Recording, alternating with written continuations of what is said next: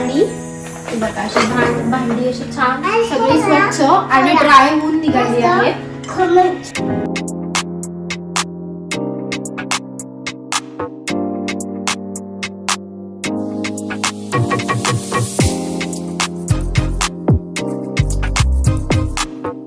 नमस्कार मंडळी, कसे आहात? मजेत आहात ना? मी वैष्णवी आणि आजच्या आपल्या ह्या नवीन YouTube व्हिडिओमध्ये सगळ्यांचं खूप खूप मनापासून स्वागत. तर आजचा व्हिडिओ हा डिशवॉशर विषयी असणार आहे आणि मी माझा मागचा व्हिडिओ होम टूर विषयी केला होता. तर त्या व्हिडिओला तुम्ही सगळ्यांनी खूप छान छान कमेंट्स केल्या, त्याबद्दल खरंच खूप धन्यवाद. आणि होम टूरच्या व्हिडिओ नंतर बऱ्याच जणांनी मला असंही सजेस्ट केलं की डिशवॉशर वरती एक डिटेलमध्ये व्हिडिओ कर, डिशवॉशर कसं आहे ते आम्हाला दाखव.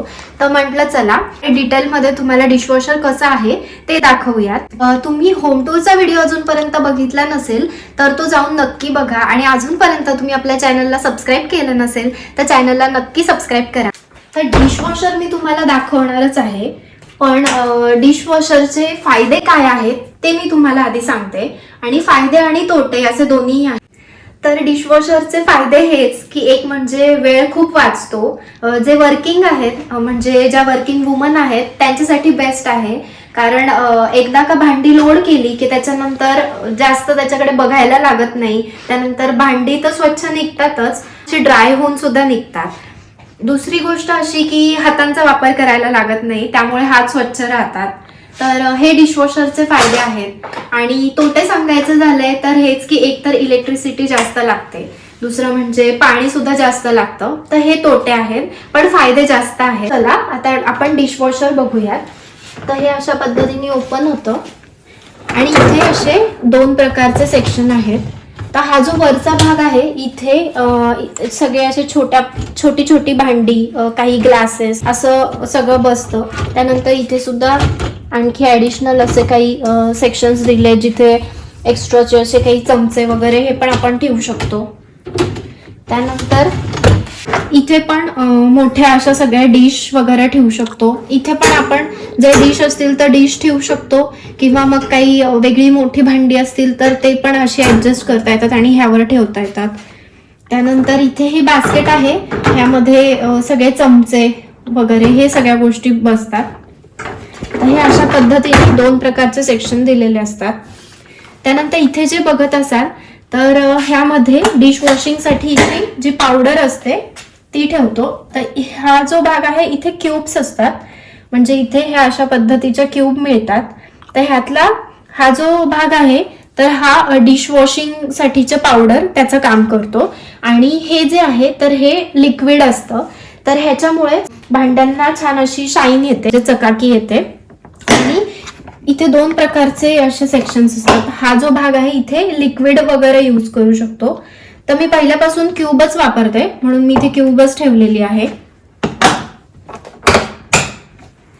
तर डिशवॉशर मध्ये ना इथे जे बघत असाल, मी तुम्हाला हे काढून दाखवते. तर हा जो आहे ना हाच मेन पार्ट आहे. इथून फ्लो मध्ये पाणी असं वरच्या बाजूला फेकलं जातं आणि इथे दोन प्रकारचे असे फॅन दिलेले आहेत. हे बघा इथे एक फॅन आहे. तर ह्यामुळे काय होतं की ह्यातनं निघणारं पाणी हे एक तर गरम असतं आणि ह्या फॅनमुळे ते पाणी सगळ्या भांड्यांना असं व्यवस्थित लागतं, त्यामुळे भांडी स्वच्छ निघतात. तर इथे मशीनचे सगळे हे असे प्रोग्राम दिलेले आहेत, हे बघू शकता तुम्ही. तर इथे टायमर सुद्धा आपण सेट करू शकतो. इथे इको हा सुद्धा ऑप्शन आहे, म्हणजे नॉर्मल सगळेजण इको वरतीच लावतात.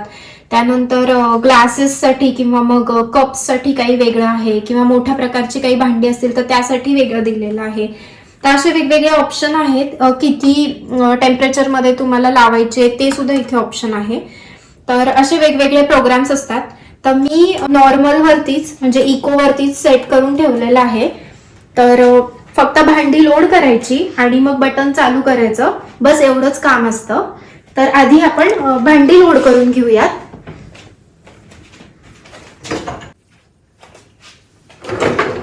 तर सगळ्यात आधी सपोज हे अशी मोठ्या प्रकारचे स्पून्स वगैरे असतील ना, तर हे इथे ठेवताना तुम्ही इथे बघत असाल ह्याला हा फॅन अडकतोय.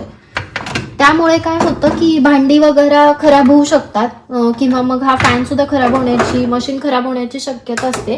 त्यामुळे शक्यतो हे जे मोठी भांडी आहेत ते अशी इथे लोड करू शकतो.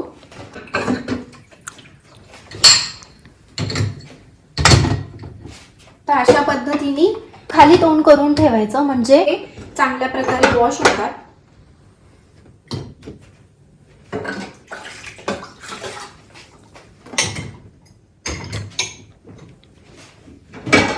ही मी मुद्दाम तुम्हाला दाखवण्याकरता ठेवली आहे. ऍक्च्युली ही तुपाची बरणी आहे आणि ही पण आपण बघूयात की कशी निघते. त्यामुळे मुद्दाम ही मी ठेवली आहे. इथे वरती ठेवते, इथे ठेवते. मोठी भांडी इथे पण अशी ऍडजस्ट करू शकतो.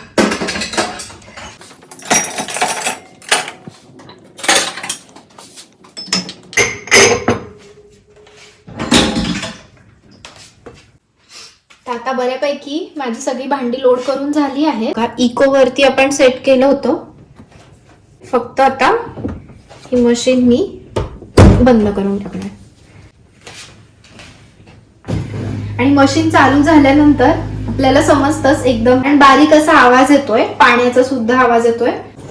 तर चला आता मी तुम्हाला सांगते की कोणकोणती भांडी डिशवॉशर साठी चालतात आणि कुठली नाही. तर सगळ्यात पहिलं म्हणजे काचेची भांडी, त्यानंतर स्टीलची भांडी, त्यानंतर जाड बेस असणारी जाड अशी प्लॅस्टिकची भांडी ही चालू शकतात. पण कुठली नाही चालत तर एकदम पातळ प्लॅस्टिक असणारी भांडी नाही चालत. त्यानंतर ॲल्युमिनियमची भांडी नाही चालत, खराब होऊ शकतात. तर इथे युरोपमध्ये डिशवॉशर हे कॉमन आहे. म्हणजे प्रत्येकाच्या घरात तुम्हाला डिशवॉशर हे बघायला मिळणारच. म्हणजे याचं कारण असं आहे की इथे हाऊस हेल्प एवढी लगेच अवेलेबल नाही राहत. म्हणजे आपल्याकडे कसं भारतात पटकन हाऊस हेल्पसाठी कोणी पण मिळून जातं, तर इथे हाऊस हेल्प ही मुळात एक्सपेन्सिव्ह आहे खूप. त्यामुळे प्रत्येक जण हे त्याचे कामं असे म्हणजे घरीच करतात. त्यामुळे रेंटेड अपार्टमेंट जरी असलं तरी सुद्धा तिथे डिशवॉशर हे असतातच आणि ते प्री इन्स्टॉल्डच असतात. त्यामुळे प्रत्येक जण डिशवॉशरचा उपयोग करतो. आणि आता आपल्याकडे सुद्धा भारतात खूप वेगवेगळ्या कंपनीचे डिशवॉशर सुद्धा आपल्याकडे आहेत.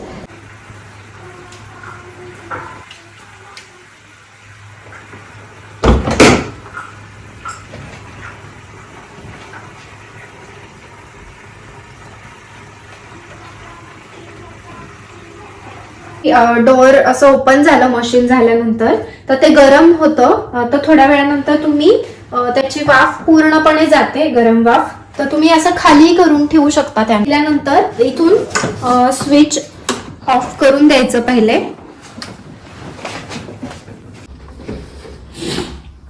आणि बघा अशी भांडी अशी छान सगळी स्वच्छ आणि ड्राय होऊन निघाली आहे. तर हे अशी छान स्वच्छ. त्यानंतर ही पण एक तुपाची बरणी मी तुम्हाला दाखवली होती, ती सुद्धा अगदी छान निघाली आहे. तर असा होता हा आजचा आपला डिशवॉशर वरचा व्हिडिओ हेल्पफुल वाटला असेल तर व्हिडिओला जास्तीत जास्त शेअर करा, लाईक करा आणि आपल्या चॅनलला सबस्क्राईब करा. भेटूया परत पुन्हा नवीन व्हिडिओमध्ये. तोपर्यंत काळजी घ्या. बाय.